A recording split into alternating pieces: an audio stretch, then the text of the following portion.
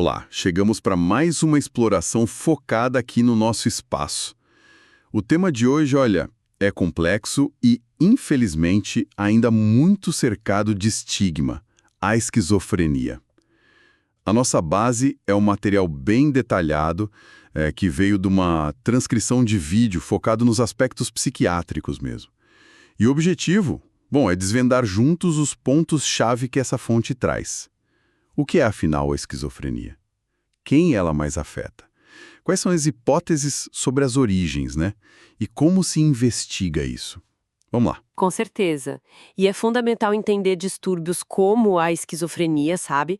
Pela complexidade e pelo impacto gigantesco na vida das pessoas, das famílias. Exato. É um campo onde ainda há muito o que descobrir, então organizar o que a gente já sabe é, assim, o primeiro passo essencial. Perfeito. Então, vamos começar pela definição que o material traz.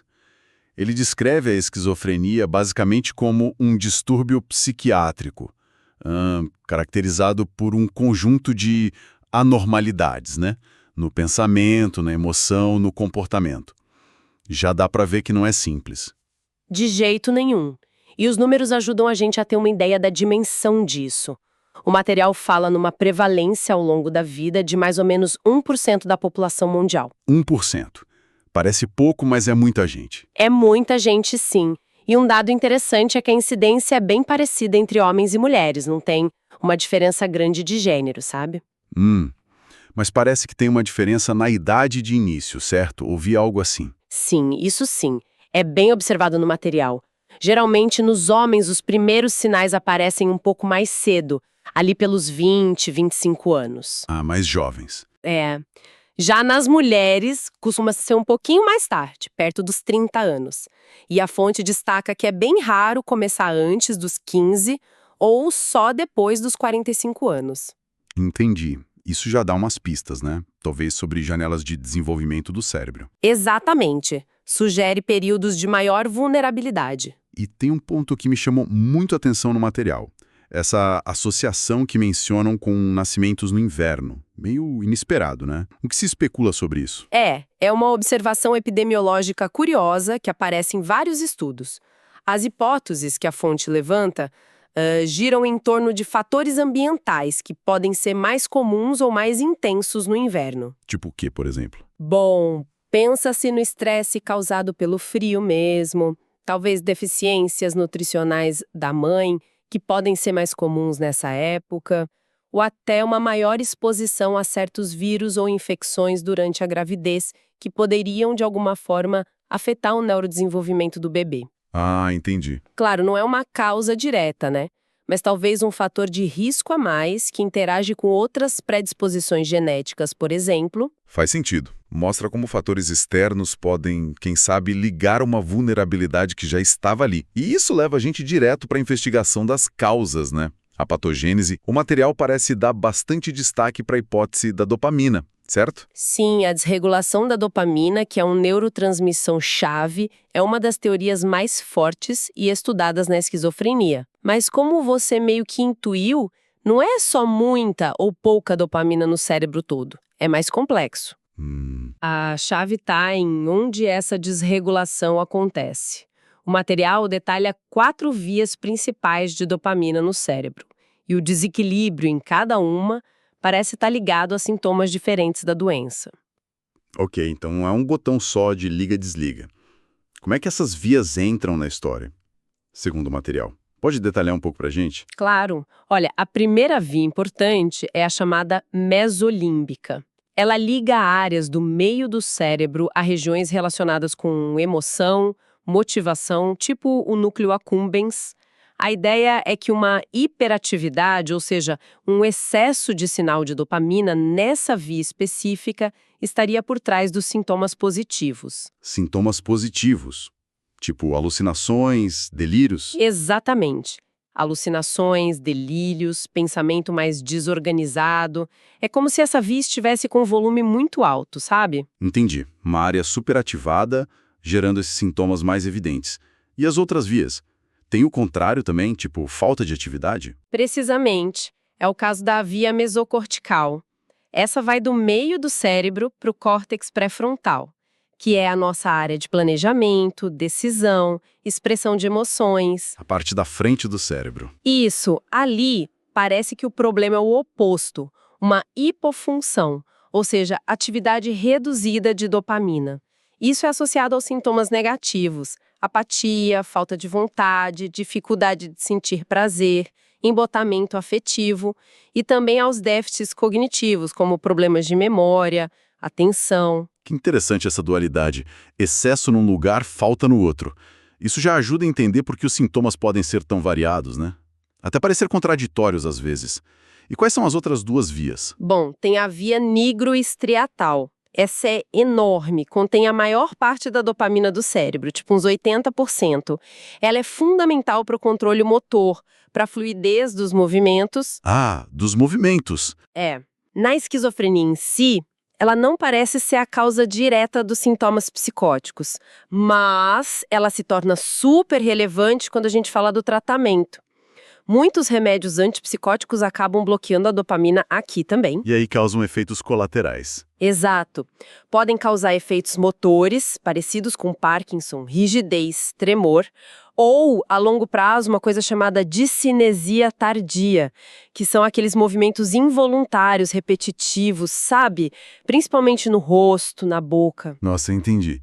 Então o problema aí está mais ligado ao tratamento do que à doença em si. Importante saber. E a última via? É a via túbero-infundibular.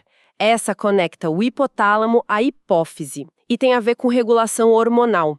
A dopamina aqui funciona como um freio natural para liberar prolactina. Prolactina, o hormônio do leite. Isso. Quando os antipsicóticos bloqueiam a dopamina nessa via, esse freio some. Aí os níveis de prolactina no sangue sobem muito. É a hiperprolactinemia.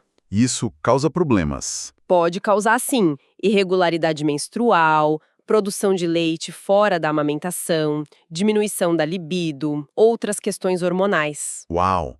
Fica muito claro como a dopamina é central, mas de jeitos super específicos em cada circuito. É um equilíbrio muito delicado mesmo. Mas é só dopamina? Ou tem mais coisa nessa história das causas? O material aponta para outras direções. Com certeza não é só dopamina. Além dessa base neuroquímica toda, o material também menciona um aspecto social interessante, que eles chamam de downward drift hipótese, hipótese do desvio descendente. Desvio descendente. O que isso quer dizer no contexto da esquizofrenia? É uma observação, assim, de que pessoas que desenvolvem esquizofrenia, muitas vezes por causa das próprias dificuldades da doença, dificuldade de se concentrar, de interagir, os sintomas em si, acabam tendo mais problema para continuar estudando, para conseguir ou manter um emprego. E isso leva com o tempo a uma piora na condição socioeconômica delas. É como se a própria doença contribuísse para um deslize social e econômico, sabe? Entendi perfeitamente. É um ciclo vicioso terrível, né?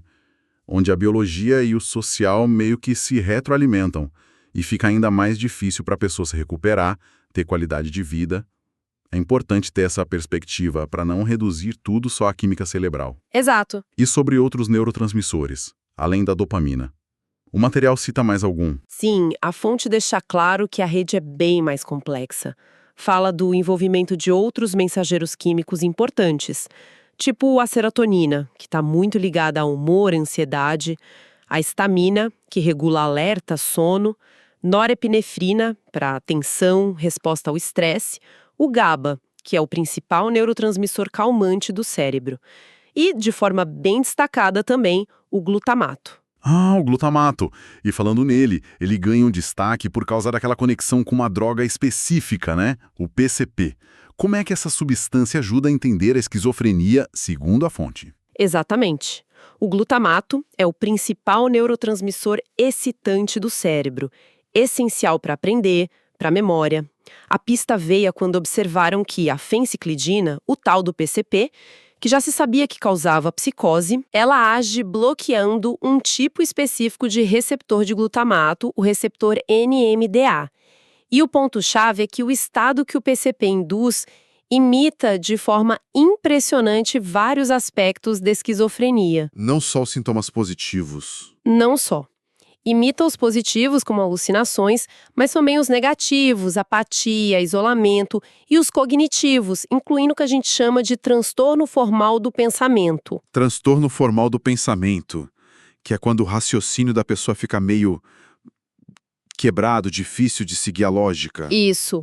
A forma como as ideias se conectam e são expressas fica alterada. Pode ter fuga de ideias, dificuldade em manter um discurso coerente. O fato de uma droga que mexe com o sistema do glutamato produzir um quadro tão parecido com esquizofrenia é uma evidência bem forte de que esse sistema também está desregulado na doença. Não é só dopamina. Nossa, essa conexão com o PCP realmente dá o que pensar sobre o glutamato. E toda essa complexidade de causas, de sintomas, levanta outra pergunta. Como é que os profissionais investigam um caso suspeito? Para ter mais certeza e principalmente para descartar outras coisas que poderiam dar sintomas parecidos. Imagino que exame de imagem seja importante. Com certeza.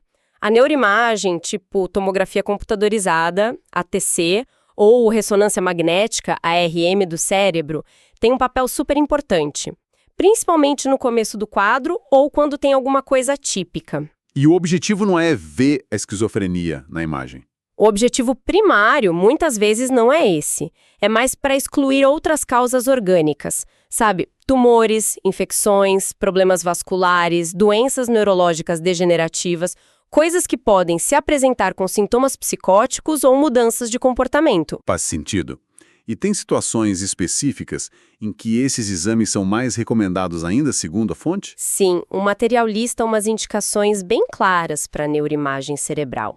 É considerado essencial no primeiro episódio psicótico de alguém, justamente para essa exclusão inicial. Ok. Também é indicada se tem confusão mental aguda, um quadro de demência sem causa clara, estados de catatonia prolongada. Catatonia, aquela imobilidade, mutismo. Isso, essa falta de resposta ao ambiente.